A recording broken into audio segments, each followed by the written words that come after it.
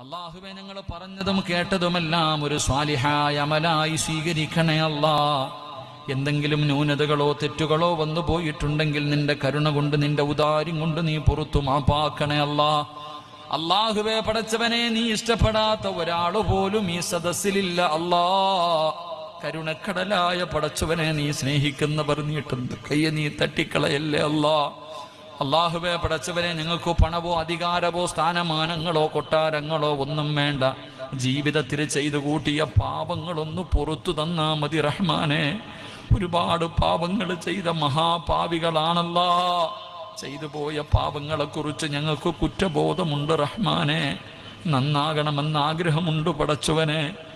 ഇത് ഞങ്ങളുടെ തൗബയാണ് റബ്ബേ, ഇത് ഞങ്ങളുടെ തൗബയാണ് റബ്ബേ. ഇവിടെ നിന്നിറങ്ങിപ്പോകുമ്പോ എല്ലാ പാപങ്ങളും പുറത്തവരായി നിലയിൽ നീ ഞങ്ങളെ യാത്ര